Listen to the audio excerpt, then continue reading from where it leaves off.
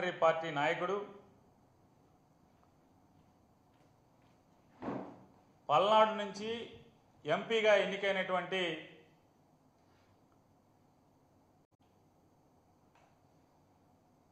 లావు శ్రీకృష్ణదేవరాయలు అనేటువంటి ఒక పార్లమెంట్ సభ్యుడు నిన్న పార్లమెంట్ లోక్సభలో మాట్లాడుతూ ఆంధ్రప్రదేశ్ రాష్ట్రంలో లిక్కర్ స్కామ్ జరిగిందని,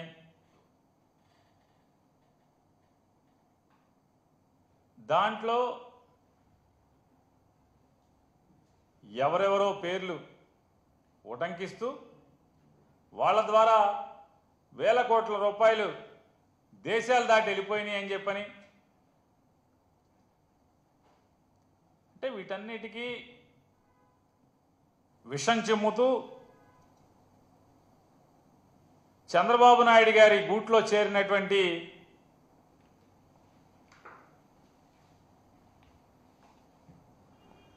ఫ్లెమింగో పక్షి లాంటి ఈ పెద్ద మనిషి గారు గూడు మారాడు. కొత్త గూడులో చేరి చంద్రబాబు చెప్పినట్టుగా చిలక పలుకులు పలుకుతున్నారు లోక్సభలో. వాస్తవాలు మాట్లాడితే ఎవరికి ఇబ్బంది ఉండదు,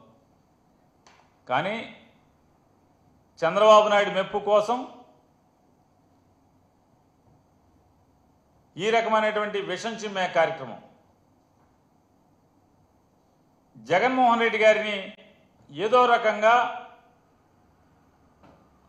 రాజకీయంగా నిందలు వేద్దామని చెప్పని, తద్వారా ప్రజలలో జగన్మోహన్ రెడ్డి గారి యొక్క నాయకత్వాన్ని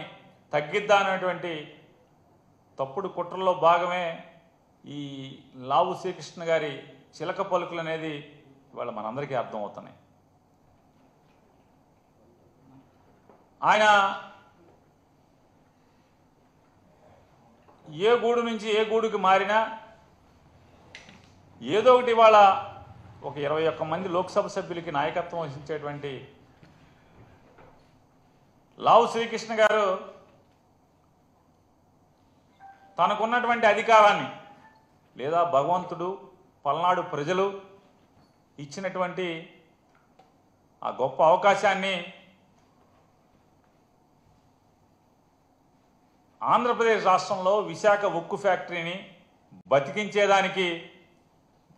మైక్ను వాడడం, తనకున్న అవకాశాన్ని వాడడం, లేదా పోలవరం ప్రాజెక్టుకి అరకొర నిధులు కాదయా, సంపూర్ణమైనటువంటి భూసేకరణతో సహా నిర్వాసితులకి చెల్లించాల్సినటువంటి డబ్బులతో సహా తక్షణం చెల్లించండి అని నిలదీసేదానికి లోక్సభలో పల్నాడు ప్రజలు తనకి ఇచ్చినటువంటి మైక్లో మాట్లాడే అవకాశాన్ని ఆయన వాడుకోడు.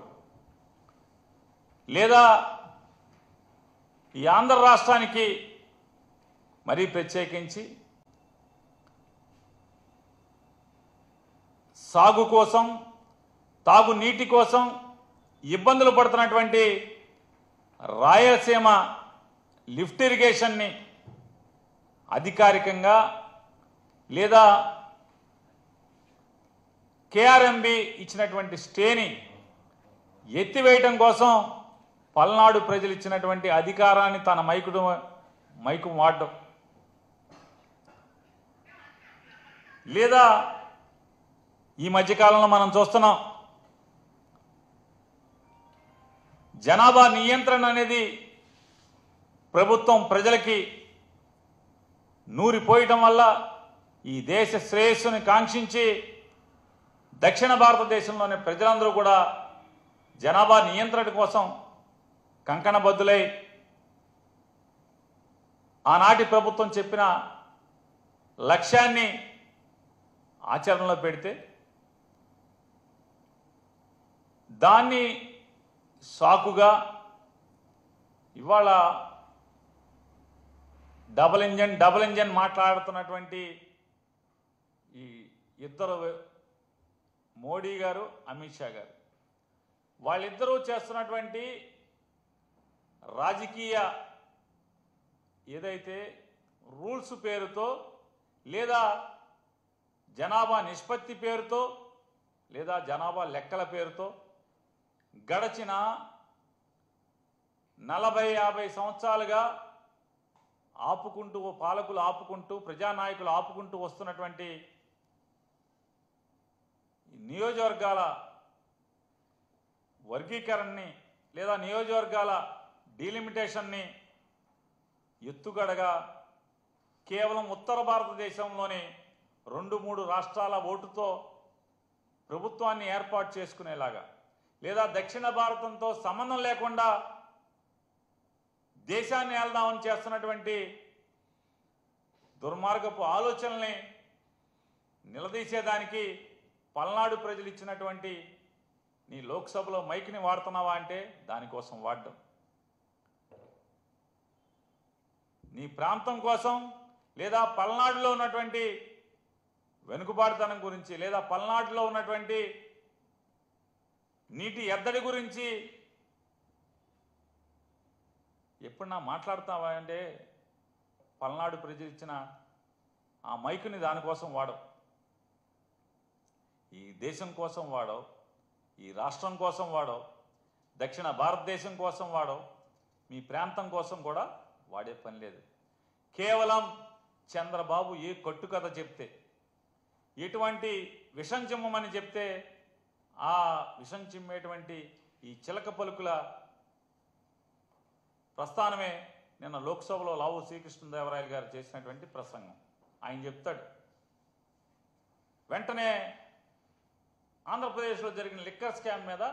ఈడీ విచారణ చేసేయాలి,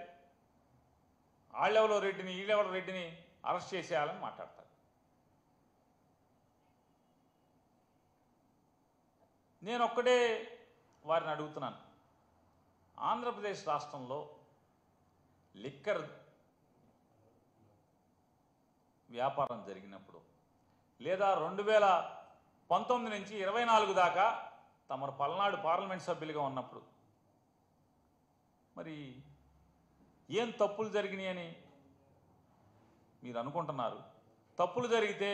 మీరు ఒక పార్లమెంట్ సభ్యుడిగా మీరు ఎందుకు మాట్లాడలేదు, ఎందుకు నిలదీయలేదు? లేదా 2019-24కి జరిగినటువంటి ఈ రాష్ట్రంలో జరిగినటువంటి లిక్కర్ బిజినెస్ లేదా 2024 నుంచి